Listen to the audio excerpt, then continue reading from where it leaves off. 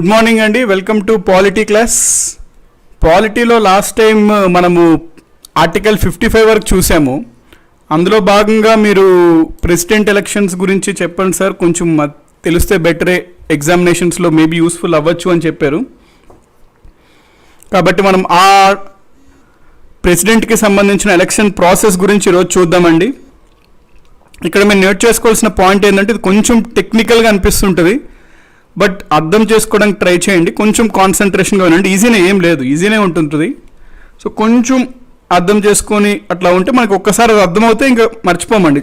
ఎందుకంటే అందులో టెక్నికల్గా ఉన్నది ఎప్పుడు మనకు ఒక్కసారి అర్థమైతే మర్చిపోం మళ్ళీ. సో మ్యాక్సిమం నేను మీకు క్లారిటీ ఇచ్చేస్తానండి, ప్రెసిడెంట్ ఎలక్షన్స్ ఏ విధంగా అవుతుంది, దాన్ని ఎందుకు ఆ పేరుతో పిలుస్తామో అంతా. మీరు కొంచెం కాన్సన్ట్రేషన్తో వినండి. అందరూ వచ్చేసినట్టే కదా. Good morning everyone of you.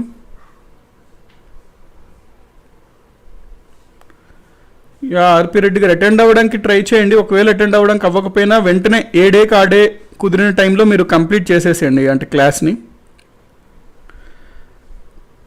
Yes, good morning అండి every one of you. 7:30 next.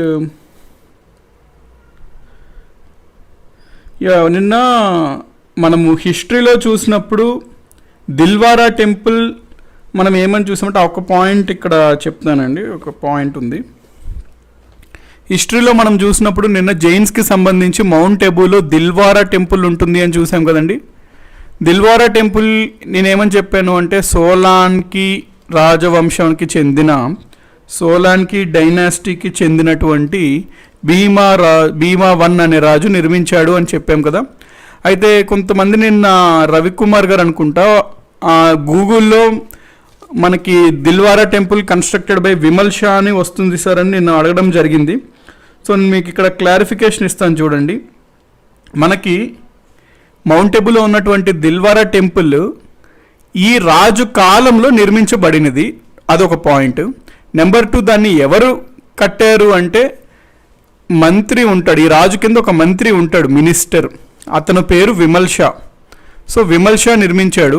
Dilwara టెంపుల్ని డిజైన్ ఎవరు చేశారు అంటే, డిజైన్డ్ బై ఎవరు అంటే వాస్తుపాల్ తేజ్పాల్. అయితే ఇక్కడ మీరు గుర్తుపెట్టుకోవాల్సిన పాయింట్ ఏంటంటే, కొన్ని బుక్స్లో భీమా 1 అని ఉంటుంది, కొన్ని బుక్స్లో విమల్ షా అని ఉంటుంది. ఏది రైట్ సార్ ఏది రాంగ్ సార్ అంటే రెండూ రైటేనండి. మీకు సింపుల్ ఎగ్జాంపుల్గా చెప్పాలి అంటే, ఇప్పుడు కాళేశ్వరం ప్రాజెక్ట్ గురించి చూసినప్పుడు మనం ఏమంటాము, కాళేశ్వరం ప్రాజెక్ట్ ఎవరు నిర్మించారు అంటే మనం ఏమంటామండి, జనరల్గా ఒక 60-70% ఆఫ్ బుక్స్లో కేసీఆర్ నిర్మించారు అన్నట్టు ఉంటుంది. ఇంకొన్ని 30% ఆఫ్ బుక్స్లో కేసీఆర్ ముఖ్యమంత్రి, కాకపోతే కాళేశ్వరం ఇరిగేషన్కి సంబంధించింది కాబట్టి నీటిపారుదల మంత్రిత్వ శాఖ అమాత్యులైనటువంటి హరీష్ రావు గారు ఈ కాళేశ్వరం ప్రాజెక్ట్ని చేపట్టారు అని కొన్ని బుక్స్లో మెన్షన్ చేయడం జరుగుతుంది. ఏది రైట్ అంటే రెండూ రైటే. సో అదేవిధంగా ఇందులో కూడా మనం వచ్చినట్లయితే చూసినట్లయితే దిల్వారా టెంపుల్ని భీమా 1 నిర్మించాడు అనేది రైటే, విమల్ షా నిర్మించాడు అనేది రైటే. రెండూ గుర్తుపెట్టుకోండి. ఎగ్జామినేషన్స్లో రెండు కలిపైతే ఇవ్వడు, ఒకటే ఇస్తాడు, ఏదో ఒక ఆప్షనే ఇస్తాడు. రవికుమార్ గారు నిన్న చెప్పడం జరిగింది. సో ఒకవేళ మీరు అటెండ్ అయి ఉంటే క్లాస్ నోట్ చేసుకోండి పాయింట్. మీరు చెప్పింది very good, like what ever you told is 100% correct అండి. విమల్ షా నిర్మించాడు, కొన్ని బుక్స్లో విమల్ షా అని ఉంటుంది, ఎందుకంటే అతను యాక్చువల్లీ మంత్రి అనమాట. చాలాసార్లు మనకి బుక్స్లో ఏంది అంటే రాజుల క్రింద మంత్రులు నిర్మించిన ఆ క్రెడిట్ రాజుకు వెళ్ళిపోతుంది ఆటోమేటిక్గా. అందుకనే భీమా 1 అనేది మనకి జనరల్గా భీమా 1 అని చెప్తుంటారు సోలాన్కి, బట్ విమల్ షా కూడా రైట్. రెండు నేమ్స్ గుర్తుపెట్టుకోండి.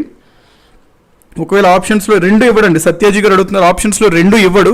ఒకవేళ ఇన్ కేస్ కనుక రెండు ఇస్తే మీరు విమల్ షా అనే పెట్టండి. ఒకవేళ ఇస్తే ఇన్ కేస్ విమల్ షా అనే పెట్టండి.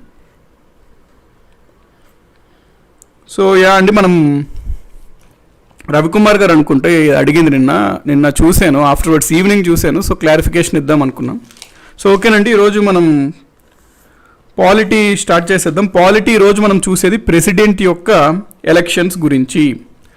మనకి ప్రెసిడెంట్కి సంబంధించిన ఆర్టికల్ 52 నుంచి 62 వరకు ఉంటాయి. అందులో మనము 52, 53, 54, 55 ఆల్రెడీ చూసాం. 54 గుర్తుపెట్టుకోండి, రాష్ట్రపతి ఎన్నికలకు సంబంధించి ఎలక్టోరల్ కాలేజ్ ఉంటుంది కదా, ఎలక్టోరల్ కాలేజ్ గురించి ప్రస్తావిస్తుంది. ఎలక్టోరల్ కాలేజ్లో ఎవరెవరు వస్తారు, ఎవరెవరు రారు, అవన్నీ మనం చూసాం. అది ఇంపార్టెంట్. ఎందుకు అంటే ఎగ్జామినేషన్లో అడుగుతాడు, రాష్ట్రపతిని ఎన్నుకునే ఎలక్టోరల్ కాలేజ్లో కింద ఇచ్చిన వారిలో ఎవరు ఉండరు, లేకపోతే ఎవరు ఉంటారు అనేది అడుగుతుంటాడు. అందుకనే మనకి అసలు ప్రెసిడెంట్ యొక్క ఎలక్టోరల్ కాలేజ్ క్లియర్గా అర్థమవుతూ ఆటోమేటిక్గా ఎవరెవరు ఉంటారు ఎవరెవరు ఉండరు అనేది మనకు క్లారిటీ వచ్చేస్తుంది. అది ఎగ్జామినేషన్లో ఎట్లా అడిగిన ప్రశ్న మనం ఆన్సర్ చేసేయచ్చు. నెంబర్ 1 అది ఆర్టికల్ 54కి సంబంధించి చూసాం లాస్ట్ క్లాస్లోనే.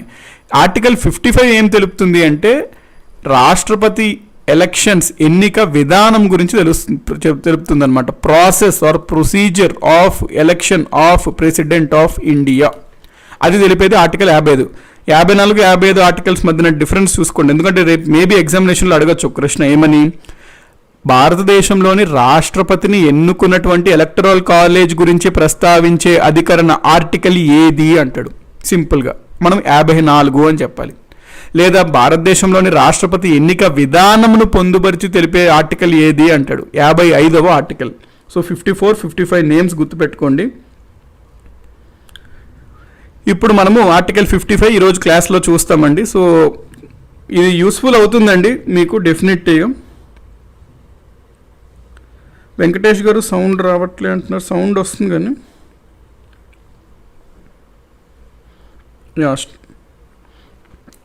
సో మనం ఇప్పుడు చూద్దాం ప్రెసిడెంట్ యొక్క ఎలక్షన్ ప్రాసెస్ అనేది చూద్దాం. మనకి ప్రెసిడెంట్ ఎలక్షన్స్లో ఎవరెవరు పాల్గొంటారని చూసాము. రాష్ట్రంలో ఎలక్టెడ్ ఎన్నికైన ఎమ్మెల్యేస్ పాల్గొంటారు. పార్లమెంట్లో ఉన్నటువంటి ఎలక్టెడ్ ఎంపీస్ పాల్గొంటారు ముఖ్యంగా చూసాం. ఈ ఎమ్మెల్యేస్లో ఢిల్లీ అండ్ పుదుచ్చేరి వాళ్ళు కూడా పాల్గొంటారు అనేది మనం చూసాం.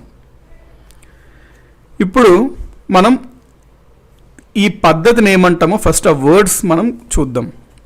రాష్ట్రపతి ఎన్నిక పద్ధతిని మనము ప్రపోర్షనల్ రిప్రజెంటేషన్ అంటాం. ఒకటి ప్రపోర్షనల్ రిప్రజెంటేషన్, తెలుగులో దీన్ని మనము నైష్పత్తిక ప్రాతినిధ్యం అంటాం. ఈ వర్డ్స్ ఇంపార్టెంట్ అండి. అందుకు నేను ఈరోజు కేవలం ఈ టాపిక్ చెప్తాను మీకు క్లారిటీ రావడానికి. మిగతా టాపిక్స్ మనం వీ కెన్ గో అనమాట. సో ఈ టాపిక్ కొంచెం నేను మీడియం పేస్తో వెళ్తాను, కాన్సన్ట్రేషన్తో వింటుండండి. నైష్పత్తిక ప్రాతినిధ్యం. సో రాష్ట్రపతి ఎన్నికల్లో సంబంధించి ఈ ఒక వర్డ్ తెలియాలి మనకి. నెక్స్ట్ సింగిల్ ట్రాన్స్ఫరబుల్ ఓట్ అని ఉంటుంది. సింగిల్ ట్రాన్స్ఫరబుల్ ఓట్, దీన్ని మనం తెలుగులో ఒక ఓటు బదిలీ అని ఉంటుంది. ఒక ఓటు బదిలీ పద్ధతి, ఒక ఓటు బదిలీ పద్ధతి. సో ఈ రెండు మనకి ఫస్ట్ తెలియాలి.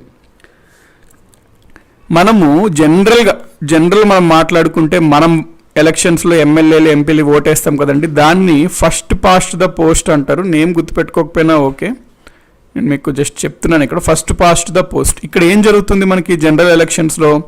ఫర్ ఎగ్జాంపుల్ మన కాన్స్టిట్యుయెన్సీలో ఎమ్మెల్యేకి సంబంధించి ఒక 4 నించున్నారు అనుకున్నట్లయితే ఏబిసిడి అనుకోండి. ఏబిసిడి 4 వ్యక్తులు నించున్నారు, ఎమ్మెల్యేగా పోటీ చేస్తున్నారు మన నియోజకవర్గంలో. అప్పుడు దీంట్లో ఓట్లు అనేవి పోల్ అవుతాయి.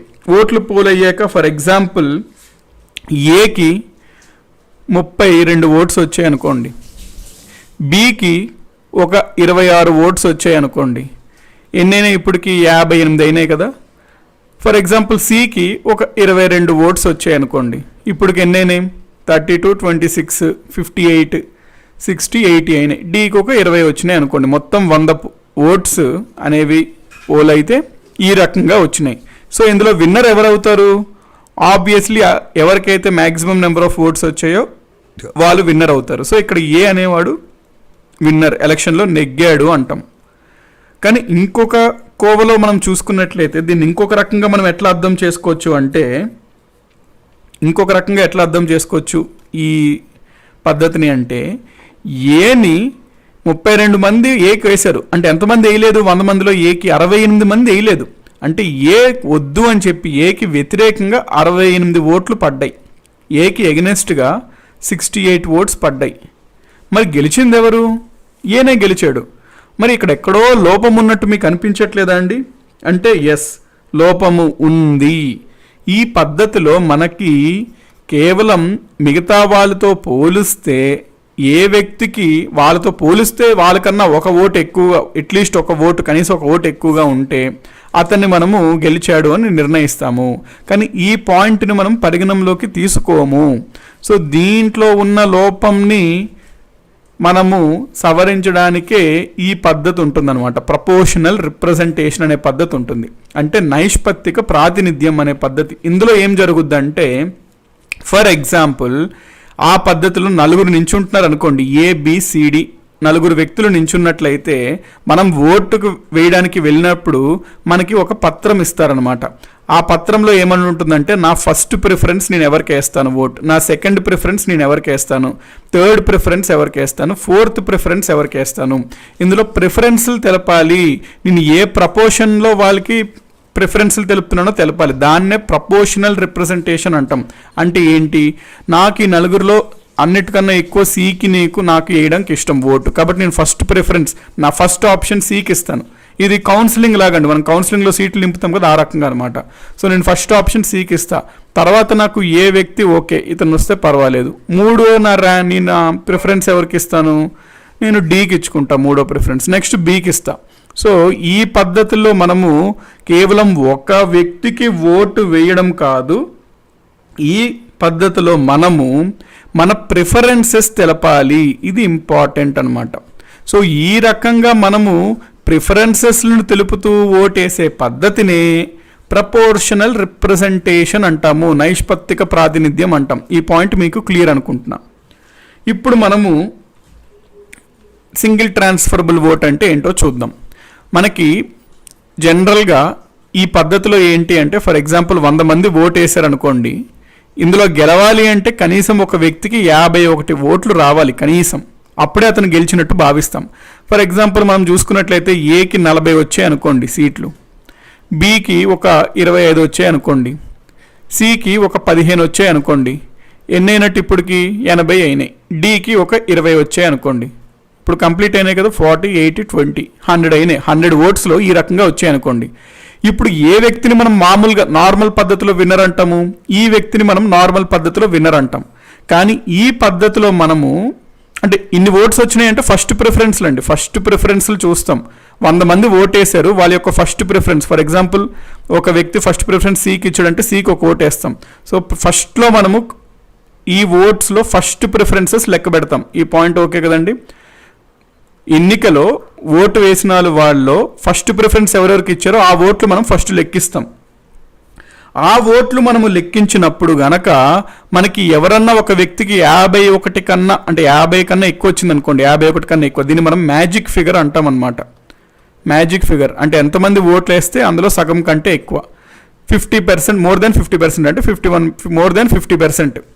సో మనకి మోర్ దాన్ 50% వస్తే మనకి డైరెక్ట్గా ఆ వ్యక్తిని మనం, ఫర్ ఎగ్జాంపుల్ ఏకి 62 సీట్లు వచ్చాయి అనుకోండి ఫస్ట్ ప్రిఫరెన్స్ లెక్క పెడితేనే, ఇంకా ఆబ్వియస్లీ అయిపోయింది, ఏ మ్యాజిక్ ఫిగర్ దాటేసాడు. సో ఏ విన్నర్ అని మనం చెప్పేస్తాం, ఇంకా నెక్స్ట్ స్టెప్ వెళ్ళాల్సిన అవసరం ఉండదు అక్కడ. కానీ ఇప్పుడు ఒకవేళ ఏ వ్యక్తికి గనుక ఈ మ్యాజిక్ ఫిగర్ అందుకోలేకపోతే, ఫస్ట్ ప్రిఫరెన్స్ లెక్కించే సమయంలో ఏ వ్యక్తి ఫస్ట్ ప్రిఫరెన్స్ లెక్కించినప్పుడు ఏ వ్యక్తి మ్యాజిక్ ఫిగర్ రీచ్ అవ్వకపోతే అప్పుడు సెకండ్ స్టెప్కి వెళ్తాము. ఇక్కడ వరకు మీరు క్లారిటీ తెచ్చుకోండి. ఫస్ట్ మనము ఫస్ట్ ప్రిఫరెన్సెస్ లెక్క పెట్టినప్పుడు ఎవరెవరికి ఎన్నెన్ని పోలైనాయో చూస్తాం. అందులో ఎవరికన్నా ఏదైనా ఒక వ్యక్తికి మ్యాజిక్ ఫిగర్ వచ్చినట్లయితే మనం ఆబ్వియస్లీ అతన్ని విన్నర్ అని డిక్లేర్ చేసేస్తాం. కానీ ఎవరికీ రాకపోతే అప్పుడు మనం ఏం చేయాలి, సెకండ్ స్టెప్కి వెళ్ళాలి. ఈ సెకండ్ స్టెప్ అనేది క్రూషియల్. ఇక్కడ ఏం జరుగుతుందో చూడండి.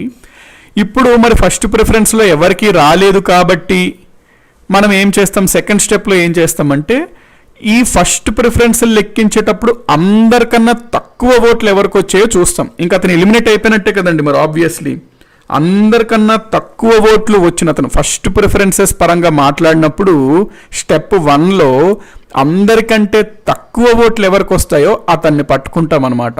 బాబు నీకు అందరికన్నా తక్కువ ఓట్లు వచ్చినాయి, ఇంకా నీకు ఎన్నికలో ఇంక నీది పోయినట్టే, కాబట్టి నువ్వు పక్కకు వచ్చేయి అంటారు సిని. అయితే ఆ సికి, అంటే ఈ సి మరి పక్కకు వచ్చేసాడు, కాకపోతే ఈ సికి పోలైన ఈ 14 ఉన్నాయి కదండి ఓట్లు, ఫస్ట్ ప్రిఫరెన్స్ ఓట్లు. మరి ఆ ఓట్లు మరి ఫస్ట్ ప్రిఫరెన్స్ వాళ్ళు సి అన్నారు, మరి సి బయటకు వచ్చేసాడు.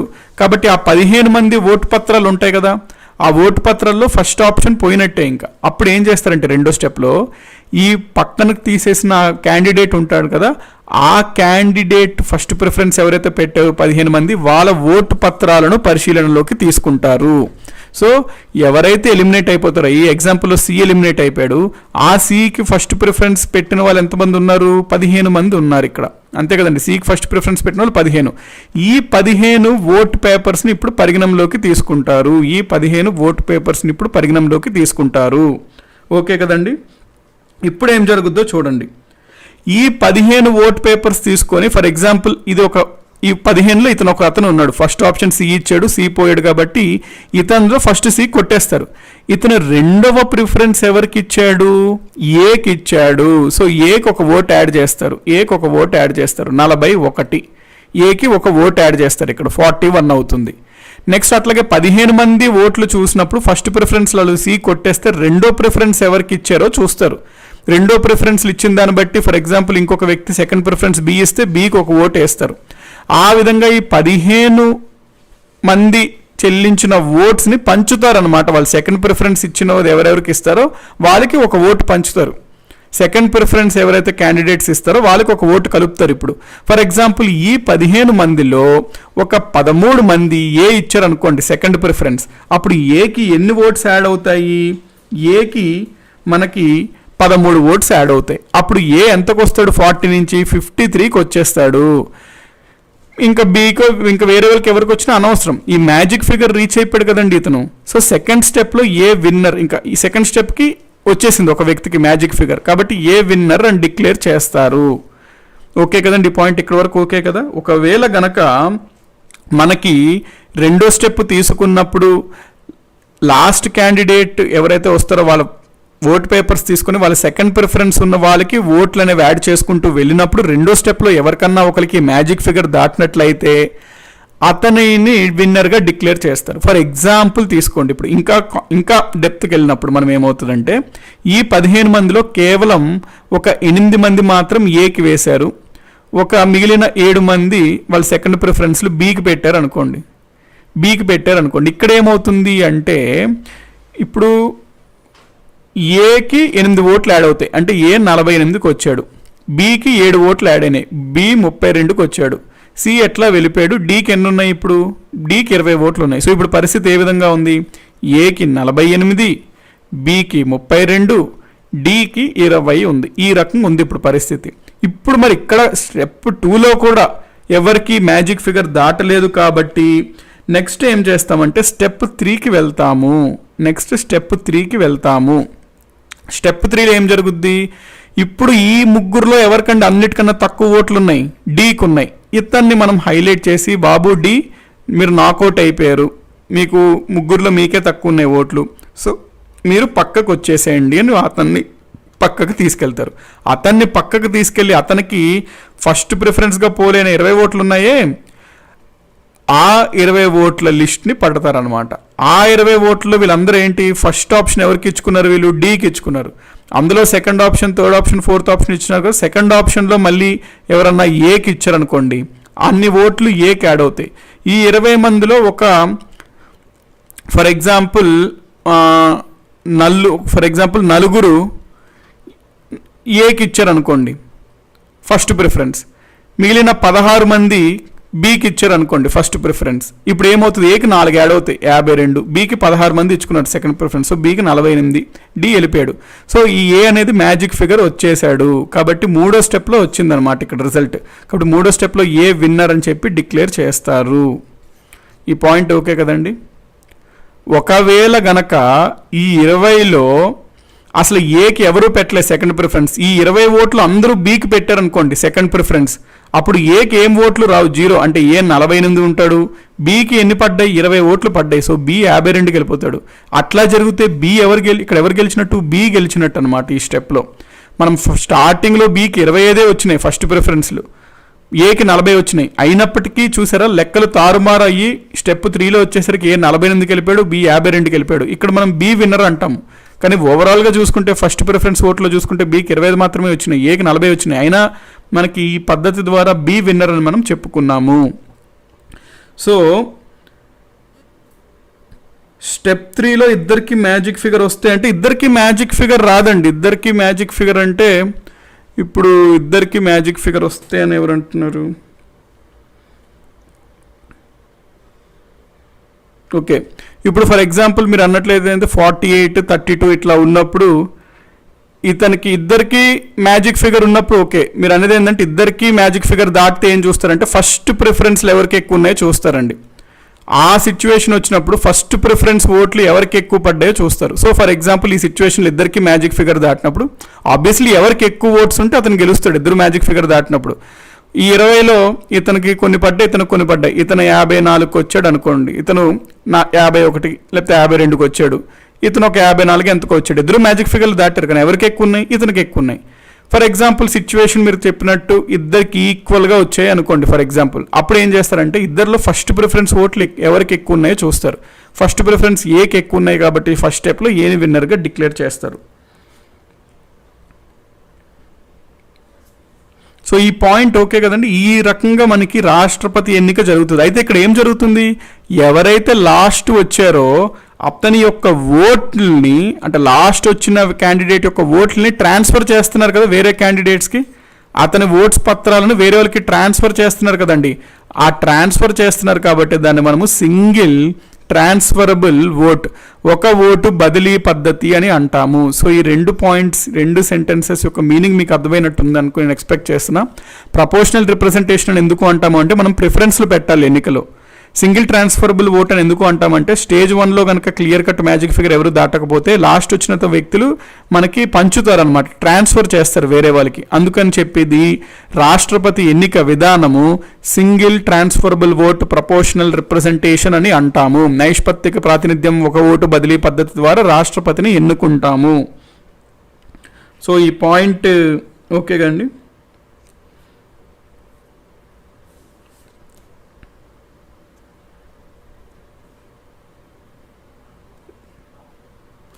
సో ఈ రకంగా మనకి రాష్ట్రపతి ఎన్నికలు జరుగుతుంది. అయితే మనకి రీసెంట్గా జరిగిన రాష్ట్రపతి ఎన్నికలది ఎప్పుడండి? 2017లో జరిగింది.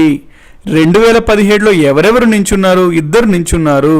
ఒకరు ఎవరు అంటే రామ్నాథ్ కోవింద్. ఇంకొకరు ప్రెసిడెంట్కి పోటీ చేసిన వారు ఎవరు అంటే లోక్సభ స్పీకర్కి ఒకప్పుడు పనిచేసినటువంటి మీరా కుమారి గారు. ఇద్దరు నించున్నారండి రాష్ట్రపతి ఎన్నికలకు. అయితే నేను మీకు ఇక్కడ ఒక పాయింట్ చెప్తాను చూడండి. మన ఓట్స్ వాల్యూ ఉంటాయి అనమాట, ఓట్ వాల్యూస్ అని ఉంటాయి రాష్ట్రపతి ఎన్నికలో. నార్మల్గా అయితే ఇప్పుడు మనం ఒక ఓటు వేసాము, మనం ఒక ఓటు వేసాము అంటే మనం ఒక ఓటు అన్నట్టు మన పరిగణనలో తీసుకుంటారు. ఒక వ్యక్తి ఒక ఓటు వేస్తే ఒక ఓటు వేసాడు అని పరిగణనలో తీసుకుంటారు. రాష్ట్రపతి ఎన్నికల్లో ఒక వ్యక్తి వేసినప్పుడు ఆ వ్యక్తి యొక్క వాల్యూ, ఓట్ వాల్యూ అని ఉంటుంది. ఆ ఓట్ వాల్యూ ఎంతో అది పరిగణనలోకి తీసుకుంటారు. అసలు ఈ ఓట్ వాల్యూ అంటే ఏంటో నేను మీకు ఇక్కడ చెప్తా చూడండి. ఒక ఎమ్మెల్యే, మనము ఎమ్మెల్యే గురించి ఫస్ట్ మాట్లాడదాం. ఒక రాష్ట్రంలో ఏదన్నా ఒక స్టేట్లో ఒక ఎమ్మెల్యే పరంగా మాట్లాడినట్లయితే అతను ఓట్ వాల్యూ ఎంత అని చూద్దాం. ఎమ్మెల్యే యొక్క ఓట్ వాల్యూ ఎంత అంటే ఏ రాష్ట్రానికి చెందిన ఎమ్మెల్యే అయితే ఆ రాష్ట్ర జనాభా ఫస్ట్ మనం పరిగణనలో తీసుకుంటాం. ఆ రాష్ట్ర జనాభా అనేది మనం ఫస్ట్ పరిగణనలోకి తీసుకుంటాం. జనాభా, ఆ రాష్ట్ర జనాభా. దీన్ని మనము దేంతో డివైడ్ చేస్తాము అంటే ఆ రాష్ట్రంలో అసెంబ్లీ అంటే మొత్తం ఎంతమంది ఎమ్మెల్యేలు ఉన్నారు, ఎన్నికైన ఎమ్మెల్యేలు మొత్తం ఎంతమంది ఉన్నారు అనేది దాంతో డివైడ్ చేస్తాం. సో ఆ రాష్ట్రంలో ఉన్నటువంటి అసెంబ్లీలో ఎన్నికైన సభ్యులు, ఎన్నికైన ఎమ్మెల్యేలు ఎంతమంది ఉన్నారో చూస్తాం. దీన్ని మళ్ళీ 1000తో డివైడ్ చేస్తాం ఇంటూ 1/1000. ఇది ఫార్ములా అండి. ఇదేంటి సార్ రాష్ట్రపతి ఎన్నికల ప్రాసెస్ ఇట్లా ఉంది అంటే అట్లాగనే ఉంటుందండి రాష్ట్రపతి ఎన్నిక ప్రాసెస్. సో ఇది అర్థం చేసుకోండి, మీరు డిఫికల్ట్గానైతే భావించకండి. ఏముందండి ఇందులో ఎమ్మెల్యేలు ఎంపీలు పాల్గొంటారు. ఎమ్మెల్యే పరంగా మాట్లాడినప్పుడు ఒక రాష్ట్రం పరంగా మాట్లాడినప్పుడు ఒక రాష్ట్రంలో ఒక ఎమ్మెల్యే ఓటు వాల్యూ ఎంత ఉంటుందంటే ఆ రాష్ట్ర జనాభాని, ఆ రాష్ట్రంలో ఎంతమంది ఎమ్మెల్యేలు ఉంటారు అసెంబ్లీలో, దాన్ని 1000తో డివైడ్ చేస్తాము.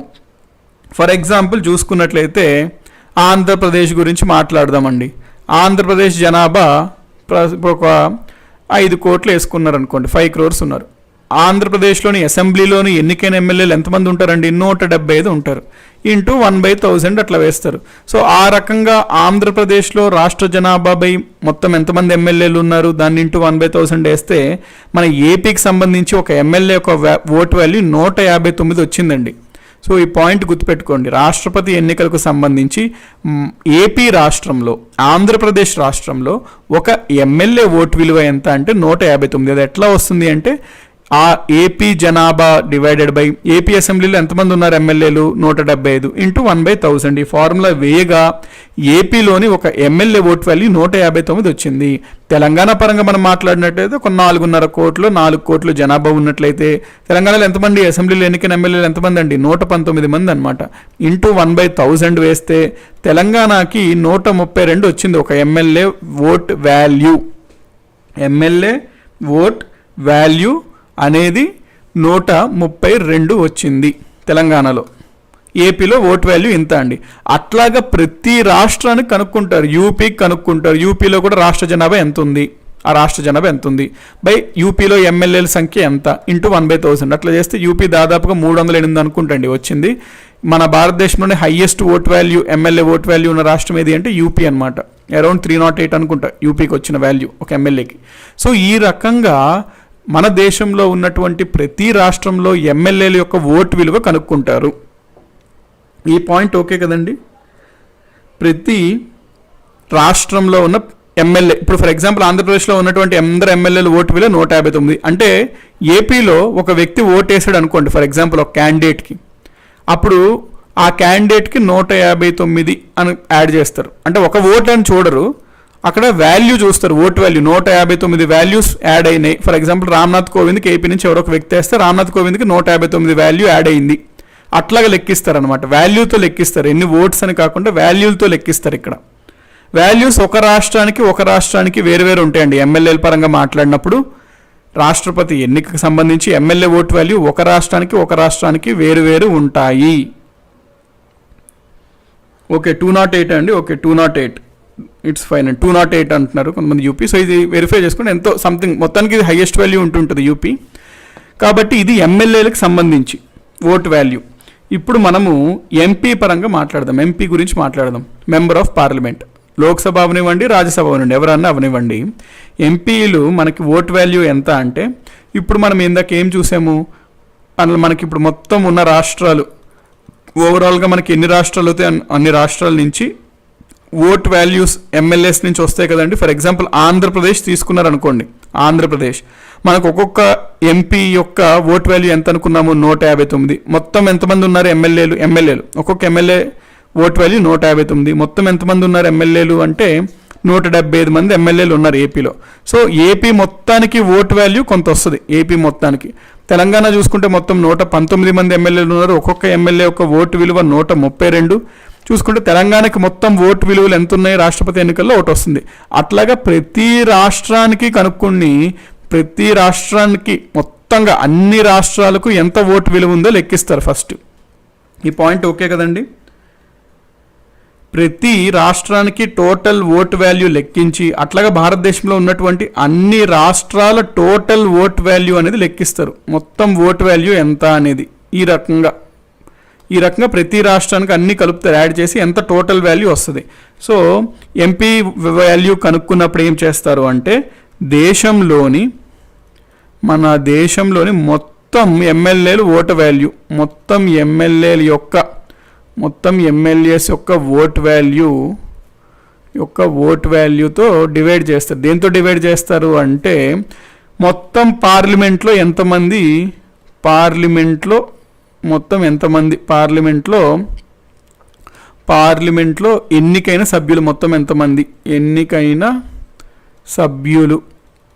ఉంటారండి పార్లమెంట్లో ఎన్నికైన సభ్యులు అంటే 776 ఉంటారు. గుర్తుపెట్టుకోండి పాయింట్.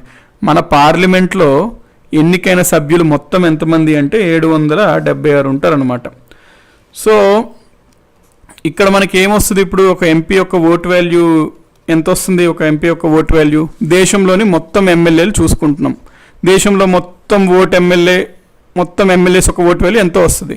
దాంట్లో పార్లమెంట్లో ఎన్నికైన సభ్యుల గురించి మనం మాట్లాడినట్లయితే వాళ్ళు మొత్తం 776 ఉంటారు మొత్తం ఎంపీస్. సో ఈ టోటల్ వాల్యూ బై 776 డివైడ్ చేస్తే ఒక వాల్యూ వస్తుంది. ఈ వాల్యూ ఏదైతే వచ్చిందో దాన్నే మనము మన దేశంలో ఉన్నటువంటి ఒక ఎమ్మెల్యే యొక్క ఓట్ వాల్యూ అని అంటాము. సో ఎమ్మెల్యే యొక్క ఓట్ వాల్యూ ఎట్లా వస్తుంది? దేశంలోని మొత్తం ఎమ్మెల్యేల యొక్క ఓట్ వాల్యూ డివైడెడ్ బై 776 వస్తుంది. అయితే ఈ చెయ్యిగా ఎంపీ యొక్క ఓట్ వాల్యూ 708 వస్తుంది అనమాట. ఇక్కడ మీరు గుర్తుపెట్టుకోవాల్సిన పాయింట్ ఏంటి అంటే ప్రతి ఎంపీకి ఒకటే ఉంటుంది ఓట్ వాల్యూ, కానీ మన దేశంలో ప్రతి ఎమ్మెల్యేకి ఒకటే ఉండదు ఓట్ వాల్యూ. రాష్ట్రంకి మారుతుంటుంది. అయితే ఒక రాష్ట్రంలో ప్రతి ఎమ్మెల్యేకి ఒకటే ఉంటుంది ఓట్ వాల్యూ. ఒక రాష్ట్రంలో ప్రతి ఎమ్మెల్యేకి ఒకటే ఉంటుంది ఓట్ వాల్యూ. రాష్ట్రంకి మారుతుంటుంది ఓట్ వాల్యూ. రాష్ట్రంకి ఓట్ వాల్యూ మారుతుంది. ఎంపీలకు వచ్చేసరికి భారతదేశం అంటే ప్రతి ఎంపీకి ఒకటే ఓట్ వాల్యూ, అది 708. అది నామినేటెడ్ పర్సన్స్ తీసుకోరండి రాజు తోట గారు. ఎమ్మెల్సీలు నామినేటెడ్ పర్సన్స్ అవి తీసుకోరనమాట. నెక్స్ట్ ఈ పాయింట్ ఓకే కదండి. ఒక ఎంపీ ఓట్ వాల్యూ 708, ఎమ్మెల్యే యొక్క ఓట్ వాల్యూ రాష్ట్రాలు బట్టి ఈ విధంగా డివైడ్ చేస్తారు. ఇప్పుడు చూద్దాం మనకి ఏమైంది అనేది. ఇక్కడ వరకు మీకు క్లియర్ అనుకుంటా కదండి. ఇప్పుడు జనరల్గా రాష్ట్రపతి ఎన్నిక అవ్వాలంటే ఒక కోటాను రీచ్ అవ్వాలి. మ్యాజిక్ ఫిగర్ అంటే ఏంటి? మొత్తం ఎంతమంది ఓటు వేశారో చూస్తారు. ఒక 100 మంది వేశారు అనుకుందాం బై 2 + 1 అనమాట. అంటే మొత్తం 100 మంది వేస్తే 51 ఓట్లు రావాలి అతను గెలవాలి అంటే. ఇందాక అనుకున్నాం కదండి, మ్యాజిక్ ఫిగర్ అంటాం అనమాట దీన్ని. కోటా లేకపోతే మ్యాజిక్ ఫిగర్ అంటాం. మొత్తం ఎంతమంది చెల్లిన ఓటులు డివైడెడ్ బై 2 + 1 దీన్ని మనము కోటా అంటాం. ఆ కోటా అనేది ఎవరన్నా వస్తే అతను గెలిచినట్టుగా మనము భావిస్తాము. సో ఇక్కడ ఈ పాయింట్ క్లియర్ కదండి. ఇప్పుడు మనము రీసెంట్గా జరిగినటువంటి ఎగ్జాంపుల్ చూసుకుంటే మీకు కొంత ఐడియా వస్తుంది. రామ్నాథ్ కోవింద్, మీరా కుమారి గారు నించున్నారు ఈసారి 2017లో జరిగినాయి. ఇప్పుడు ఈ ఎలక్షన్స్లో మొత్తం ఎంపీస్ ఎంతమంది పార్టిసిపేట్ చేశారు? మొత్తం ఎంపీస్ ఎంతమంది ఉన్నారు? మన దగ్గర 776 మంది ఉన్నారు ఎన్నికైన ఎంపీలు. భారతదేశంలోని మొత్తం ఎమ్మెల్యేల సంఖ్య ఎంత అండి? అంటే రాష్ట్రపతి ఎన్నికలో పాల్గొన్నారు ఎలక్టెడ్ ఎమ్మెల్యేస్ రాష్ట్రాల నుంచి ఢిల్లీ, పుడుచేరి అన్నిటి నుంచి చూసుకొని అంటే రాష్ట్రపతి ఎన్నికలో పాల్గొన్న మొత్తం ఎమ్మెల్యేస్ 4120 మంది. ఇప్పుడు టోటల్ వాల్యూ కనుక మనం చూసుకున్నట్లయితే టోటల్ ఓట్స్ ఎంత వస్తుంది మనకి? మొత్తం 776 మంది ఎంపీలు, 4120 మంది ఎమ్మెల్యేలు. మొత్తం ఎంతమంది ఎన్ని ఓట్స్ అండి? మొత్తం 4698 అండి టోటల్ ఓట్స్. అంటే ఎంపీలు ఎంతమంది, ఎమ్మెల్యేలు ఎంతమంది, కాబట్టి మొత్తం ఎంతమంది ఉన్నారు? మొత్తం ఎంతమంది? ఇప్పుడు ఇందులో కూడా చెల్లవండి. ఇప్పుడు మీకు ఇందాక చెప్పిన ప్రాసెస్ మీకు అర్థమైంది కదా. ఇదే ప్రాసెస్ మన ఎమ్మెల్యేలకు చెప్తే చాలామందికి అర్థమవుతుంది అనమాట. అందుకని చెప్పి వాళ్ళకి మాక్ డ్రిల్ కూడా చేయిస్తారు. రాష్ట్రపతి ఎన్నికలు జరిగే ముందు వాళ్ళకి ఒక మాక్ ఎగ్జామ్ లాగా మాక్ డ్రిల్ చేయిస్తారు, ఇది అలవాటు అవ్వడం కోసం. అయినప్పటికీ చాలామంది ఎమ్మెల్యేలు తప్పులు చేస్తుంటారు అనమాట ఈ ఎలక్షన్ పద్ధతులు. ఎందుకంటే ఇది కొంచెం కాంప్లికేటెడ్గా ఉంటుంది కాబట్టి వాళ్ళకి చాలా కష్టంగా అనిపిస్తుంది. అందుకని వాళ్ళు చాలామంది తప్పులు చేస్తారు. ఆ తప్పులు చేయడం వల్ల వాళ్ళ ఓట్లు చెల్లవన్నమాట. అందుకనే చెల్లని ఓట్స్ కూడా ఉంటాయి, ఇన్వాలిడ్ ఓట్స్ అంటాం. వాళ్ళు ఓటు వేస్తారు కానీ అవి తప్పుగా వాళ్ళు వేయడము, సరిగ్గా చేయకపోవడంతో ఓట్స్ చెల్లవన్నమాట. కాబట్టి మొత్తం ఇన్ని ఓట్లు ఉన్నాయి. అయితే ఎంతమంది పార్టిసిపేట్ చేశారో చూద్దాం. ఫస్ట్ ఈ 2017 ఎలక్షన్స్లో మొత్తం 4896 మంది పాల్గొంటారనమాట రాష్ట్రపతి ఎన్నికల్లో. అందులో ఎంతమంది పార్టిసిపేట్ చేశారు అంటే వ్యాలిడ్ ఓట్స్ పోల్డ్ అంటే మొత్తం ఎంతమంది పార్టిసిపేట్ చేశారు అని అనుకుని మనం చూసినట్టయితే 4851 మంది చూశారు. సాయి బ్రహ్మం గారు ఒకసారి మళ్ళీ మీరు ఒక సెకండ్ టైం కూడా చూడండి, మేబీ ఇన్ ద ఈవినింగ్ అన్నట్లుగా. సో మీకు రిపీటెడ్గా ఒక 1, 2, 3 టైమ్స్ చూస్తే క్లారిటీ వస్తుందండి. కొంచెం అంటే టెక్నికల్గా అనిపిస్తుంది, బట్ 2, 3 టైమ్స్ చూడండి, డెఫినెట్గా ఈజీ అవుతారు. డెఫినెట్గా you will feel better. So ఇప్పుడు 4896లో అసలు ఎంతమంది ఓట్స్ వేశారు అంటే అసలు ఎంతమంది ఓట్స్ వేశారు అనండి. ఇది ఓట్స్ పోల్డ్ అనమాట. ఇది వ్యాలిడ్ కాదు, ఓట్స్ పోల్డ్. ఎంతమంది ఓట్ వేశారు అంటే 4851 మంది పార్టిసిపేట్ చేశారు ఎన్నికల్లో మొత్తం ఇంతమందిలో.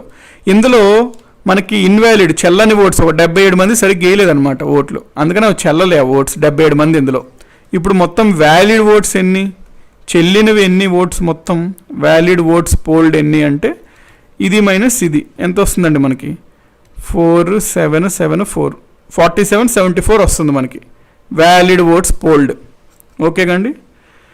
ఇప్పుడు మనకి 2017లో జరిగినటువంటి రాష్ట్రపతి ఎన్నికల్లో మొత్తం పార్టిసిపేట్ చేసిన సభ్యులు ఇంతమంది, అందులో 77 మంది ఓట్లు చెల్లలేదు. సో మొత్తం చెల్లిన ఓట్లు ఎంతమంది అంటే 4774, 4774. ఎంపీ ఎమ్మెల్యేల పరంగా మాట్లాడినట్లయితే మనకి ఎంపీ ఎమ్మెల్యే పరంగా చూసుకుందాం. అంటే మీకు క్లారిటీ వస్తుందండి, అందుకని ఎగ్జాంపుల్తో చెప్తున్నా. మొత్తం ఎంపీలు ఎంతమంది ఇండియాలో 776, ఎమ్మెల్యేలు ఎంతమంది 4120.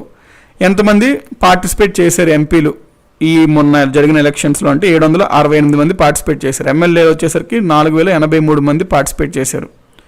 నెక్స్ట్ ఇన్ని ఓట్లు వేశారు కదండి. ఇప్పుడు రామ్నాథ్ కోవింద్కి ఎంతమంది వేశారో ఓట్లు చూద్దాం. రామ్నాథ్ కోవింద్కి ఎంతమంది ఓటు వేశారంటే 768 ఎంపీల్లో ఇతనికి 522 ఓట్లు పడ్డాయి. అంటే 728 మంది ఎంపీల్లో 522 ఎంపీలు రామ్నాథ్ కోవింద్కి వేశారు ఓటు. ఎమ్మెల్యేలు మొత్తం 4084 మందిలో 2408 మంది రామ్నాథ్ కోవింద్కి వేశారు. మీరా కుమారి గారికి ఎంతమంది వేశారో చూద్దాం. ఇప్పుడు 768 ఎంపీలు పాల్గొన్నారు రాష్ట్రపతి ఎన్నికల్లో. అందులో మీరా కుమారి గారికి 225 మంది ఎంపీలు ఓటు వేశారు. ఎమ్మెల్యేలు మీరా కుమారి గారికి 1619 మంది ఓటు వేశారు. ఈ ఎంపీలు వేసిన ఓట్లో చెల్లనివెన్నో చూద్దాం. ఎంపీలు వేసిన ఓట్లో అంటే 768 మంది పాల్గొన్నారు, అందులో 21 మంది సరిగ్గా వేయలే. కాబట్టి 21 ఎంపీల ఓట్లు చెల్లలేవన్నమాట, ఇన్వాలిడ్గా డిక్లేర్ చేసింది ఎన్నికల సంఘం, చెల్లని ఓట్లు అవి. ఎమ్మెల్యేలు కనుక చూసుకున్నట్లయితే 4083 మంది పార్టిసిపేట్ చేశారు, అందులో ఈ రకంగా వేశారు. అయితే అందులో కూడా కొంతమంది సరిగ్గా వేయలేదు, దాంతో కొన్ని చెల్లలేదు. ఎన్ని చెల్లలేదు అంటే 56 చెల్లలేదు ఎమ్మెల్యే వేసిన ఓట్లో. కాబట్టి చెల్లినవన్నీ చూద్దాం మనం. ఓవరాల్గా చెల్లిన వ్యాలిడ్ ఓట్స్ చూసుకున్నట్లయితే ఎంతమంది 768 మైనస్ 21 అంటే 747. ఇందులో 4083 మైనస్ 56 అంటే 40367, 4027 అనే ఓట్స్ వ్యాలిడ్గా పోల్ అయినాయి. ఇప్పుడు దీంట్లో రామ్నాథ్ కోవింద్కి ఎన్ని వచ్చినాయండి? ఎమ్మెల్యేలు ఇంతమంది వేశారు, ఎంపీలు ఎంతమంది వేశారు, మీరా కుమారి గారికి ఎంతెంతో వేశారు. అందులో మనం ఇన్వాలిడ్ పాయింట్స్ అవన్నీ తీసేయగా రామ్నాథ్ కోవింద్, మీరా కుమారి కనుక రిజల్ట్ మనం చూసుకున్నట్లయితే ఫస్ట్ స్టేజ్లోనే చూద్దాం. ఫస్ట్ స్టేజ్ 1 చూద్దాం ఎట్లా వచ్చిందో. మీరా కుమారి. సో స్టేజ్ 1 అంటే ఏంటి? స్టేజ్ 1 అంటే ఏంటి? ఎవరెవరైతే ఫస్ట్ ప్రిఫరెన్స్ వేసారో లెక్క పెడతారు. సో ఫస్ట్ ప్రిఫరెన్స్ ఇందులో రెండే ఉంటాయి కదండి, ఇద్దరే పోటీ చేశారు కాబట్టి ఇద్దరే 2 ప్రిఫరెన్స్లు 1, 2. ఫస్ట్ ప్రిఫరెన్స్ రామ్నాథ్ కోవింద్లు ఇచ్చిన వాళ్ళు 65.65%. ఇన్వాలిడ్ అంటే ఏంటి సార్ అంటున్నారు జనార్దన్ గారు? ఇన్వాలిడ్ అంటే ఫర్ ఎగ్జాంపుల్ మనము సరిగ్గా ఒక పద్ధతిలో ఓటు వేయలేదనుకోండి, అది మనము ఇన్వాలిడ్గా election commission of India declare చేస్తుంది. ఇన్వాలిడ్ అని ఎందుకు అంటే సరైన పద్ధతిలో వాళ్ళు ఓటు వేయలేదు. ఎందుకంటే చాలా క్రిటికల్గా కొంచెం డిఫికల్ట్గా ఉంటుంది కాబట్టి వాళ్ళకి కష్టంగా అనిపిస్తుంది అండి అంతా అర్థం చేసుకొని ఓటు వేయడం. అందుకనే చాలా తప్పిదాలు చేస్తారన్నమాట, చాలా తప్పులు చేస్తారు ఎలక్షన్స్ ఆ ఓటు వేసే పద్ధతిలో. దాంతో అది ఇన్వాలిడ్, చెల్లవు, ఆ ఓట్స్ చెల్లవు అని ఎన్నికల సంఘం డిక్లేర్ చేస్తుంది అనమాట కొంతమందిది. కాబట్టి స్టేజ్ 1లో రామ్నాథ్ కోవింద్కి 65.65% ఓట్స్ రాగా మీరా కుమారి గారికి 34.35% వచ్చింది. ఇందులో మ్యాజిక్ ఫిగర్ ఎంత అండి? 51%, అంటే మోర్ దెన్ 50%. రామ్నాథ్ కోవింద్ గారు స్టేజ్ 1లోనే అది అందేసుకున్నారు. దాంతో స్టేజ్ 1లోనే రామ్నాథ్ కోవింద్ విన్నర్ అని డిక్లేర్ చేయడం జరిగినది. సో ఈ పాయింట్ ఓకే కదండి, రామ్నాథ్ కోవింద్ గారిని విన్నర్గా డిక్లేర్ జరిగింది. How to declare that votes are invalid అంటే అదేనండి సుహాసిని గారు అడుగుతున్నారు. అంటే వాళ్ళు యాక్చువల్గా ఫాలో అవ్వాల్సిన స్టెప్స్ మెథడ్స్తో సరిగ్గా వేయకపోతే దాన్ని ఇన్వాలిడ్గా election commission of India declare చేస్తుంది. దానికి చాలా ఉంటాయి అన్నమాట డీటెయిల్స్, అంటే ఓట్స్ ఎందుకు ఇన్వాలిడ్గా చేయాలి అన్నప్పుడు అట్లా. సో ఇక్కడ మనం చూసుకున్నట్లయితే స్టేట్స్ పరంగా మాట్లాడదాం. తెలంగాణ చూస్తే తెలంగాణలో ఒక్కొక్క ఎమ్మెల్యే యొక్క ఓట్ వాల్యూ 132. తెలంగాణలో మొత్తం ఎంతమంది ఎమ్మెల్యేస్ అండి? ఎమ్మెల్యేలు మొత్తం ఎన్నికైన వాళ్ళు ఎంత? 119 మంది. ఎంతమంది పార్టిసిపేట్ చేశారు రాష్ట్రపతి ఎన్నికల్లో 2017లో అంటే 117 మంది పార్టిసిపేట్ చేశారు. అందులో అన్నీ చెల్లినవండి, అందరూ బాగా వేశారు ఓట్లు, చెల్లని ఓట్స్ ఏవీ లేవు. ఈ 117లో రామ్నాథ్ కోవింద్ గారికి 97 పడ్డాయి ఓట్లు, మీరా కుమారి గారికి 20 ఓట్లు పడ్డాయి. ఈ పాయింట్ ఓకేగా అండి? ఇది తెలంగాణకు సంబంధించి. నెక్స్ట్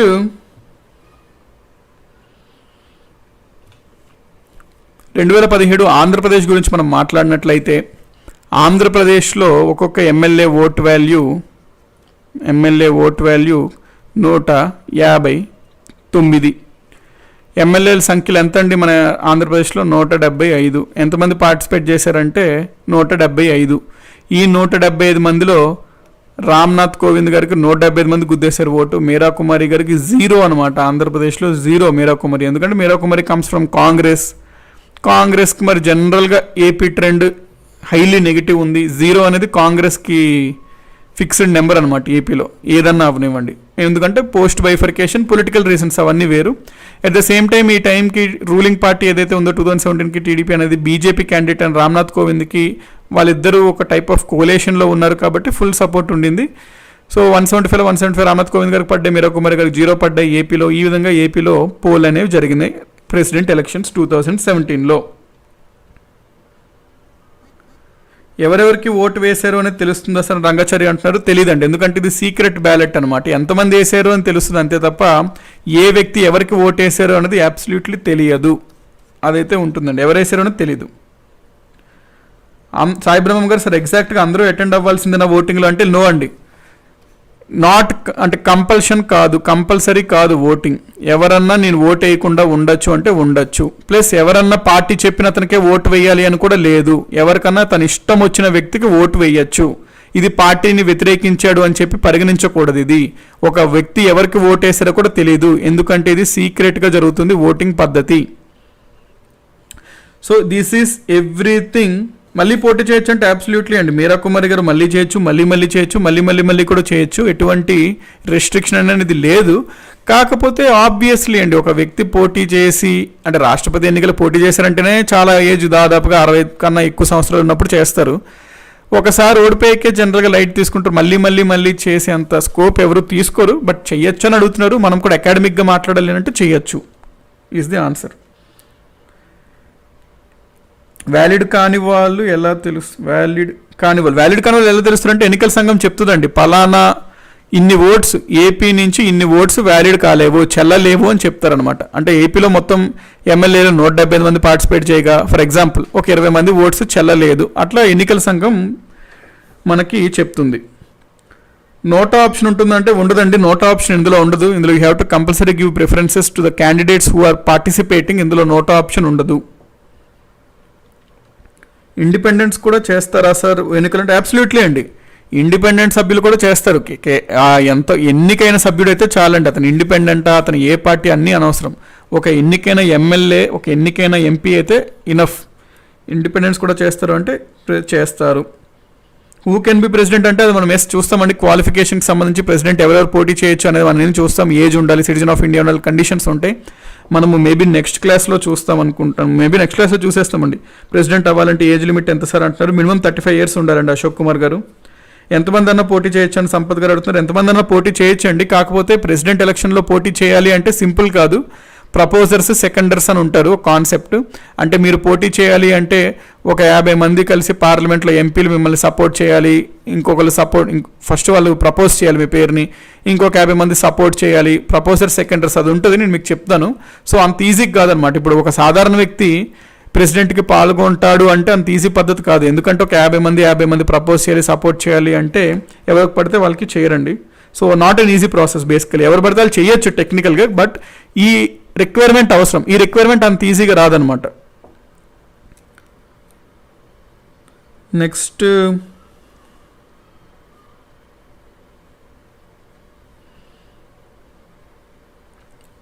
కిరణ్ గారు అడుగుతున్నారు 175 మంది రామ్నాథ్ కోవింద్కు పడ్డాయని ఎలా తెలుస్తుంది అంటే ఆబ్వియస్లీ అండి, మనకి ఎలక్షన్ కమిషన్ ఆఫ్ ఇండియా ఎన్నికల సంఘం ఏదైతే రాష్ట్రపతి ఎన్నికలు నిర్వహిస్తుందో రాష్ట్రపతి ఎన్నికలు లెక్కించిన తర్వాత రిజల్ట్స్ వదులుతుంది. ఆంధ్రప్రదేశ్లో ఎంతమంది ఎమ్మెల్యేలు పోటీ చేశారు, ఎన్ని ఓట్లు చెల్లాయి, చెల్లనివి ఎన్ని, ఆంధ్ర 175 మందిలో రామ్నాథ్ కోవింద్కి ఎంతమంది వేశారు, మీరా కుమార్కి ఎంతమంది వేశారు, ఆ డీటెయిల్స్ ఇస్తుంది. కానీ ఎవరికి వేశారు అనేది తెలియదండి. అంటే ఏ వ్యక్తి ఎవరికి ఓటేసారో తెలియదు, కానీ ఓవరాల్గా రాష్ట్రంలో మొత్తం ఎమ్మెల్యేలు ఎంతమంది ఎవరికి వేశారో అనేది details election commission of India ఎన్నికల సంఘం అనేది విడుదల చేస్తుంది. అవునండి, బమ్మిడి సునీల్ గారు అడుగుతున్నారు. అబ్సల్యూట్లీ లోక్సభ రాజ్యసభ కలిపి 776 ఉంటారు. మనకి ఎంపీ అంటే బోత్ అండి, లోక్సభ అండ్ రాజ్యసభ ఎంపీ అంటే. సో లోక్సభలో రాజ్యసభలో రెండిట్లో కలిపి ఎంపీలు 776 మంది ఎన్నికైన సభ్యులు అనమాట. వాళ్ళు మాత్రమే పాల్గొంటారు రాష్ట్రపతి ఎన్నికల్లో ఎంపీల పరంగా చూసుకున్నట్లయితే. 2007లో ఇండిపెండెంట్ క్యాండిడేట్ ఎవరు సార్ అంటే గౌడ్ తర్కేశ్వర గారు అడుగుతున్నారు. ఇండిపెండెంట్ క్యాండిడేట్స్ అంటే ఇందాక ఒక అతను అడిగారండి. ఇండిపెండెన్స్ అంటే అతని మీనింగ్ ఏంటంటే ఒక రాష్ట్రాల్లో ఎమ్మెల్యేలు ఉంటారు, లేకపోతే ఒక ఎంపీలు ఉంటారు కదండి, వాళ్ళు ఎటువంటి పార్టీ మీద కాకుండా స్వతంత్రంగా నిలబడి గెలుస్తారు. వాళ్ళ పరంగా అడిగారండి ఇండిపెండెంట్ అని. ప్రెసిడెంట్లో నించున్న వాళ్ళు ఇండిపెండెంట్ అని కాదు అక్కడ అర్థం. కిరణ్ నగర్ ఎమ్మెల్యే ఓటు వేస్తే ఇండైరెక్ట్గా ఎంపీ వేసినట్టుగా అట్లా ఉండదండి. ఎమ్మెల్యే వేరు, ఎంపీ వేరు. ఎంపీలు 776 వాళ్ళు ఓటేస్తారు, వీళ్ళు ఓటేస్తారు. కాకపోతే ఒక ఎంపీ ఓటు వాల్యూ 708గా చూస్తారు. ఒక ఎమ్మెల్యే ఓటు వాల్యూ ఆ రాష్ట్రంలో ఏ రాష్ట్రంలో అయితే అతను చెందుతాడో ఆ రాష్ట్రానికి ఒక వాల్యూ ఉంటుంది. సో ఎంపీ వేస్తే ఎమ్మెల్యే వేసినట్టే అని చూడరండి. ఎందుకంటే ఎంపీ వేరు, ఎమ్మెల్యే వేరు కాబట్టి ఇద్దరు పోటీ చేయాలి. మనం అట్లా తీసుకోకూడదు అనమాట. ఎంపీ వేస్తే ఎమ్మెల్యే వేసినట్టుగానే ప్రెసిడెంట్ ఎలక్షన్స్లో తీసుకోకూడదు. ఎందుకంటే ఈ ఎంపీస్ని లోక్సభ ఎంపీస్, రాజ్యసభ ఎంపీస్ వీళ్ళది ఒక కేటగిరీ, ఎమ్మెల్యేస్ ఒక కేటగిరీ. సో ఆ పాయింట్ లేదండి. ఎమ్మెల్యే వేస్తే ఎంపీ వేసినట్టేని ఉండదు.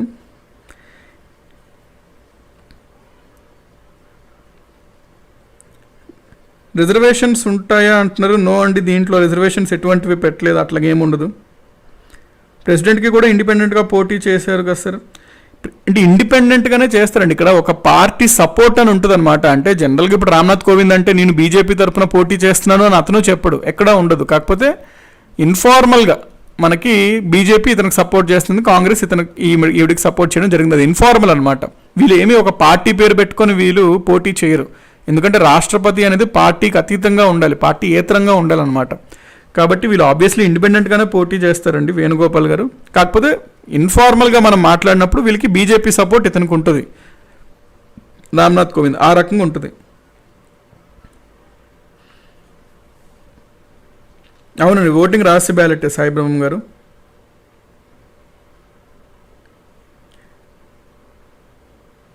ఆంగ్లో ఇండియన్స్ పోటీ చేయొచ్చు అంటే మీరు అడిగిన క్వశ్చన్లో క్లారిటీ ఉండాలి పద్మిని గారు. ఫర్ ఎగ్జాంపుల్ మీరు అడిగిన క్వశ్చన్ ఆంగ్లో ఇండియన్స్ పోటీ చేయొచ్చా అంటున్నారు. ఆంగ్లో ఇండియన్స్ ఒకవేళ కనుక ఎవరన్నా ఒక వ్యక్తి ఎలక్షన్స్లో ఎన్నికల్లో నించున్నాడు, అతను ఎన్నికల్లో గెలిచాడు, ప్రజల ఓట్లు చేసి ఎలక్ట్ అయ్యాడు, అతను ఓటు వేయచ్చు అబ్సల్యూట్లీ, ఎందుకంటే అతను ఎన్నికైన సభ్యుడు. ఒకవేళ కనుక ఏదైనా ఒక ఆంగ్లో ఇండియన్ నామినేట్ చేయబడ్డాడు అనుకోండి, ఎంపీకి కానీ ఎమ్మెల్యేకి కానీ, ఇతనికి ఎన్నికల్లో ఛాన్స్ ఉండదు, ఎందుకంటే ఓన్లీ ఎన్నికైన సభ్యులకే ఉంటారు. సో మీరు అడిగిన ప్రశ్న ఏమడిగారంటే ఆంగ్లో ఇండియన్ పోటీ చేయొచ్చు అని అడిగారు కేవలం, అంతే. కాబట్టి అందులో రెండు కేసెస్ ఉంటాయి. ఎన్నికైన సభ్యుడైతే చేయొచ్చు, నామినేట్ అయిన సభ్యుడైతే చేయడానికి వీలు లేదు. అబ్సల్యూట్లీ అండి సార్. సీఎం పార్టిసిపేషన్ ఉంటుందా సార్ అంటే ఉంటుందండి. సీఎం పార్టిసిపేషన్, సీఎం కూడా ఒక ఎమ్మెల్యేనే కాబట్టి సీఎం పార్టిసిపేషన్ అనేది కంపల్సరీ ఉంటుంది.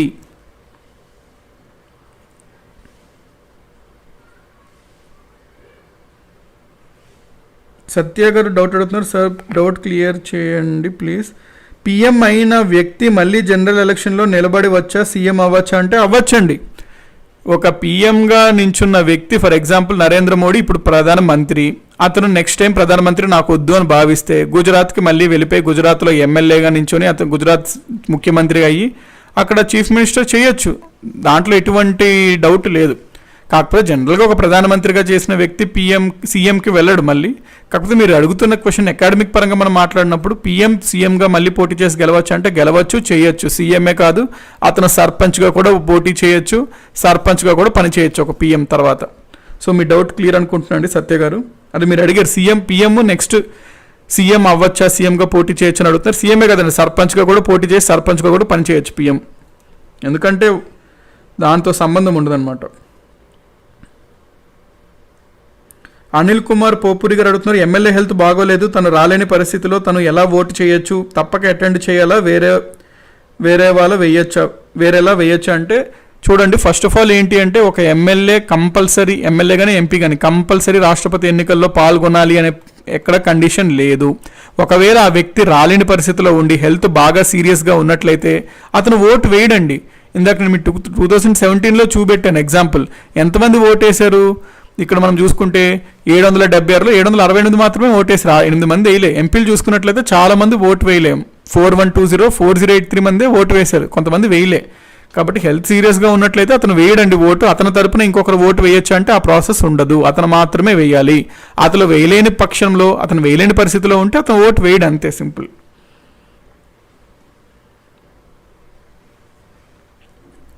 గవర్నమెంట్ ఎంప్లాయీగా ఉండకూడదు అంతే కదా సార్ అంటున్నారు. గవర్నమెంట్ ఎంప్లాయీ అని కాదండి, ఆఫీస్ ఆఫ్ ప్రాఫిట్ అని ఒక కాన్సెప్ట్ ఉంటుంది. అది నేను మీకు మనకు తొందరలోనే ఉంటుంది. ప్రెసిడెంట్ చదువుతున్నాం కాబట్టి క్వాలిఫికేషన్స్ ఆఫ్ ప్రెసిడెంట్ అంటే ఒక రాష్ట్రపతి అవ్వాలంటే అర్హతల్లో మనకి ఆఫీస్ ఆఫ్ ప్రాఫిట్ ఉండకూడదు అని ఉంటుంది. అంటే అది గవర్నమెంట్ జాబ్ అని కాదు దాని మీనింగ్, నేను మీకు అప్పుడు చెప్తాను, ఎందుకంటే అది కొంచెం డెప్త్గా డీల్ చేయాల్సిన కాన్సెప్ట్. ఏజ్ ఎక్స్పైరీ ఉండదా ఇండియాలో అంటున్నారు. నో అండి, ప్రెసిడెంట్కి మినిమం ఏజ్ ఉంటుంది అంతే, 35 years మినిమం ఏజ్ ఉంటుంది. మాక్సిమం ఏజ్ ఎంత ఉండదు. 100 ఏళ్ళు వచ్చినా మనం రాష్ట్రపతిగా చేయాలి అని అతను ఓపిక ఉంది అంటే చేయొచ్చు, మాక్సిమం ఏజ్ ఉండదు.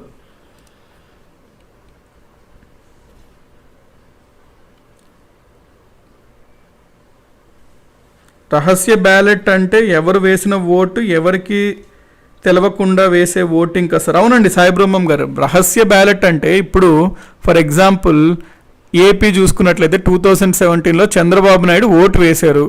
అయితే అతను ఓటు వేశాడు అని మనకు తెలుసు, ఎవరికి వేశారు అని జనరల్గా అయితే అతను ఎవరికి వేసాడో తెలీదు. కాకపోతే మరి ఆంధ్రప్రదేశ్లో ఎలక్షన్ కమిషన్ వదిలిన ప్రకారం 175 అందరూ రామ్నాథ్ కోవింద్కి వదిలేరు కాబట్టి ఇతను కూడా మరి ఆబ్వియస్లీ రామ్నాథ్ కోవింద్కి వేస్తారని ఓపెన్గా అది మనకి తీసుకోవచ్చు, గ్రహించవచ్చు. కాకపోతే ఎవరికి వేశారు అని తెలియదు. ఫర్ ఎగ్జాంపుల్ తెలంగాణలో చూసుకున్నట్లయితే మీకు 97-20 పడ్డాయి. ఇందులో మీకు కేసీఆర్ పార్టిసిపేట్ చేశాడు ఎన్నికల్లో, అతను ఓటు వేశాడు. ఎవరికి ఓటు వేశాడో తెలియదు, కేసీఆర్ ఎవరికి ఓటు వేశాడో తెలియదు. అందుకే దాన్ని మనం సీక్రెట్ బ్యాలెట్ అంటాం, రహస్య బ్యాలెట్. ఎవరు ఓటు వేశారో అని తెలియదండి. మీరు చెప్పింది రైటే బ్రహ్మం గారు. Selected candidates in parliament can participate in president election. Selected candidates అంటే మీరు వేదా గారు అడుగుతున్నారు. సెలెక్టెడ్ క్యాండిడేట్స్ అంటే డూ యూ మీన్ నామినేటెడ్ క్యాండిడేట్సా? ఒకవేళ if you mean nominated candidates, no అండి, there is no scope for nominated candidates to participate in the election of president. Selected candidates అంటే నాకు తెలిసి మీరు నామినేటెడ్ క్యాండిడేట్స్ అంటారు అనుకుంటా. నామినేటెడ్ క్యాండిడేట్స్కి ఉంటుందండి.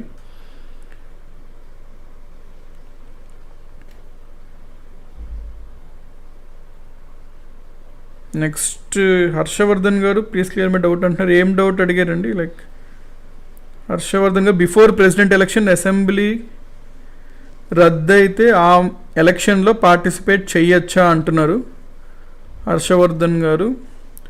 ప్రెసిడెంట్ ఎలక్షన్ల ముందు అసెంబ్లీ రద్దు అయితే ఆ ఎమ్మెల్యే సెలక్షన్లో పార్టిసిపేట్ చేయొచ్చా అంటున్నారు. ఓకే, మనకి అసెంబ్లీ రద్దు అయితే ఫర్ ఎగ్జాంపుల్ పరిస్థితి ఎట్లా ఉంటుందంటే అండి, కొత్త జనరల్గా ఎప్పుడన్నా ఒక అసెంబ్లీ రద్దయి ఇంకొక స్టేట్లో ఒక ఎలక్షన్స్ కొత్తగా వస్తున్నాయి అన్నప్పుడు ఎలక్షన్ కమిషన్ ఈ మధ్య గ్యాప్లో పెట్టదండి డేట్ ప్రెసిడెంట్ యొక్క ఎలక్షన్స్కి.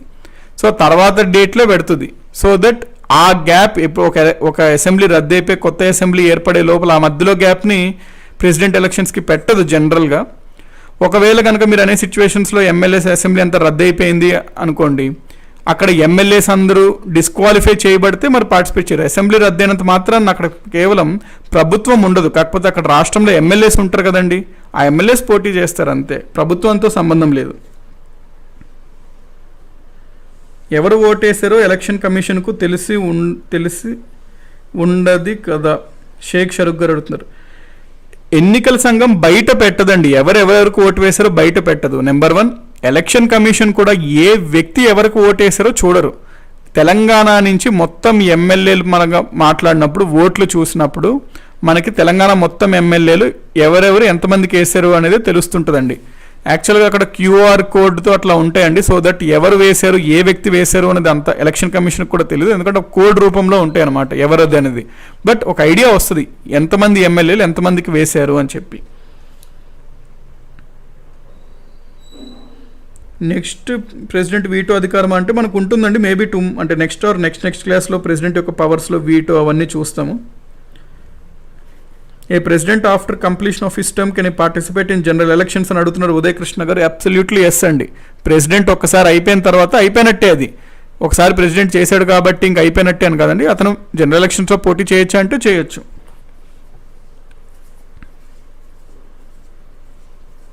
గురు భాస్కర్ గారు చూసిన క్లాస్ అదేనండి. ప్రెసిడెంట్ని ఎలా ఎన్నుకుంటారో చెప్పండి సార్ అంటే ఇప్పుడు ఈరోజు చూసిన క్లాస్ అంతా అదేనండి.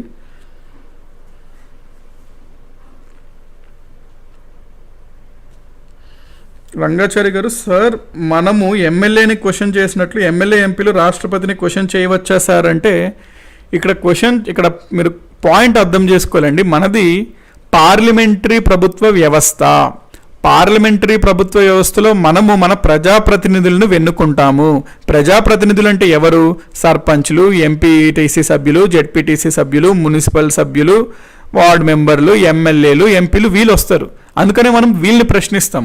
రాష్ట్రపతి అనే అతను ప్రజాప్రతినిధి కాదు ఫస్ట్ ఆఫ్ ఆల్. కాబట్టి అతన్ని క్వశ్చన్ చేసే స్కోప్ ఉండదండి మన పార్లమెంటరీ వ్యవస్థలో.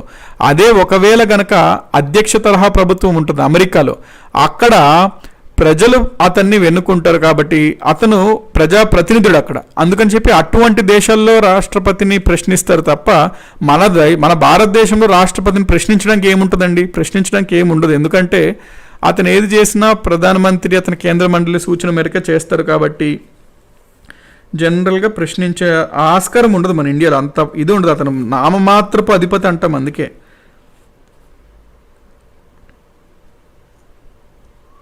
ప్రెసిడెంట్ ఎలక్షన్స్ని క్యాన్సిల్ చేసే పవర్ ఉంటుందా అని అడుగుతున్నారు సత్యనారాయణ ఆముదాలపల్లి వారు. చూడండి, ఎలక్షన్స్ ఆఫ్ ప్రెసిడెంట్, రాష్ట్రపతి ఎన్నికల్లో ఏదైనా వివాదాలు ఏర్పడితే సుప్రీంకోర్టు డీల్ చేయాలి. రాష్ట్రపతి ఎన్నికలకు సంబంధించిన ఏదైనా వివాదాల గురించి కేసు వేయాలంటే ఎలక్షన్స్ జరిగిన 60 రోజుల లోపలే కేసు వేయాలి. ఆ కేసుని సుప్రీంకోర్టు డీల్ చేసి ఒకవేళ ఆ కేసులో గనక ఈ రాష్ట్రపతి ఎన్నికలు ఏదైనా తప్పులు జరిగాయి అని భావిస్తే సుప్రీంకోర్టు ఆ ఎన్నికను క్యాన్సిల్ చేస్తుంది. రీ ఎలక్షన్స్ జరుగుతుంటుంది. మనకి 2012లో ఎన్నికలు జరిగినప్పుడు ప్రణబ్ ముఖర్జీ గారు అప్పుడు రాష్ట్రపతి అవ్వడం జరిగింది. ప్రణబ్ ముఖర్జీ గారు రాష్ట్రపతి అయినప్పుడు అప్పుడు సుప్రీంకోర్టులో ఒకరు కేసు వేశారు. సార్, అతను ఇండియన్ స్టాటిస్టికల్ ఇన్స్టిట్యూట్ కోల్కతాలో కొన్నాళ్ళు చైర్మన్గా ఉన్నారు. సమ్ పోస్ట్ ఉంది అతనికి, మరి అది ఆఫీస్ ఆఫ్ ప్రాఫిట్ కింద వస్తుంది కదా, అది మరి రాష్ట్రపతికి అనర్హుడు అతను, సో ఆ ఎన్నికలు చెల్లవు అని చెప్పి ఒకళ్ళు సుప్రీంకోర్టులో కేసు వేశారు. అయితే సుప్రీంకోర్టు ఆ కేసును పరిశీలించిన తర్వాత ఆ పలానా హోదా ఏదైతే అతను ఉన్నాడో అది ఆఫీస్ ఆఫ్ ప్రాఫిట్ కింద రాదు, సో ఎన్నికలు చెల్లుద్ది అని చెప్పడం జరిగింది. సో ఇక్కడ నేను మీకు చెప్పే పాయింట్ ఏంటంటే, రాష్ట్రపతి ఎన్నికలు వివాదాలు ఏర్పడితే సుప్రీంకోర్టు డీల్ చేస్తుంది. సుప్రీంకోర్టు పరిశీలించిన పిన్నట అక్కడ ఏదన్నా తప్పులు జరిగాయని చెప్తే క్యాన్సిల్ చేస్తుంది ఎలక్షన్. సో క్యాన్సిల్ చేసే అధికారం అవుతుందా అంటే ఎస్, అబ్సల్యూట్లీ క్యాన్సిల్ చేయొచ్చు, సుప్రీంకోర్టే చేయొచ్చు. ఉమామహేష్ గారు ఏమడుగుతున్నారండి, సార్ ఓట్ వాల్యూ అన్నారు కదా, దాని యూజ్ ఏంటి ప్లీజ్ అంటున్నారు. ఇక్కడ మీరు ఓట్ వాల్యూ అని ఎందుకు మనం తీసుకుంటున్నాము అంటే, కొన్ని రాష్ట్రాలు మరి చాలా ఎక్కువ జనాభా ఉంటారు, మరి అందులో ఆ రాష్ట్రానికి ఎక్కువ ప్రాతినిధ్యం ఇవ్వాలి కదండి. ఇప్పుడు మీరు సిక్కింలో ఉన్న ఎమ్మెల్యేని, పెద్ద రాష్ట్రమైనటువంటి మహారాష్ట్రలో ఉన్న ఎమ్మెల్యేని ఒకటే త్రాటు కింద మనం తేవలేం, ఒకే రకంగా చూడలేం. ఒకటే వాల్యూ అంటే అది సరికాదు. సిక్కింలో ఒక ఎమ్మెల్యే సభ్యుడు వాల్యూ, మహారాష్ట్రలోనే ఒక ఎమ్మెల్యే సభ్యుడు వాల్యూ ఒకటే అంటే తప్పు అనమాట. ఎందుకంటే ఇది పెద్ద రాష్ట్రము, సో దీని వెయిటేజ్ ఎక్కువ ఇవ్వాలి. అందుకు వాల్యూస్ అనేది ఆ పద్ధతి పెట్టారండి.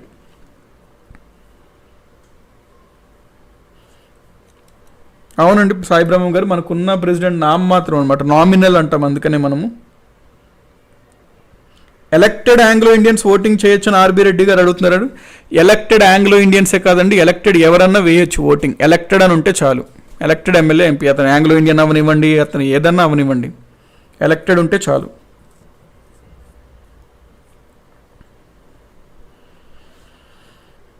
థ్యాంక్ యూ అండి గిరీష్ వాస్ని సార్. మనకు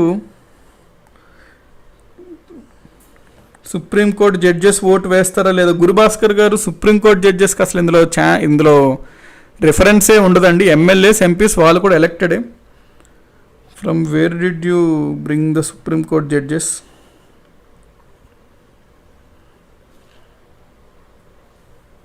సో ఇదండి ఈరోజు టోటల్ మన క్లాస్కి సంబంధించి. ఇది క్లియర్ అనుకుంటున్నా. లైక్ ఇది ఎందుకు నేను మీకు చెప్పాను అంటే, ఇది కొంచెం టెక్నికల్గా ఉంటుంది. It seems to be complicated but nothing is complicated అండి. ఇది everything is an our mind అనమాట.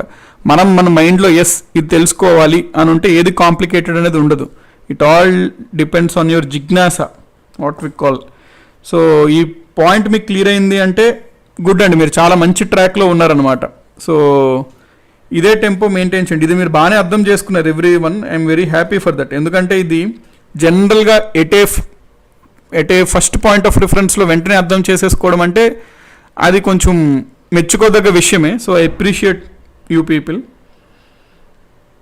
సో ఇదే మెయింటైన్ చేయండి, లైక్ లెవెల్ ఆఫ్ అండర్స్టాండింగ్. మనం కంప్లీట్ ప్రతి సబ్జెక్ట్ని పూర్తి అవగాహన తెచ్చుకోవచ్చు. మళ్ళీ ఎప్పుడు సార్ క్లాస్ అంటున్నారు? యాక్చువల్లీ నెక్స్ట్ మనకి tomorrow and day after tomorrow quizzes ఉంటాయి 5 PM 9 PM. Again for classes point of view Monday మనం కలుసుకుంటామండి. Classes continue Monday.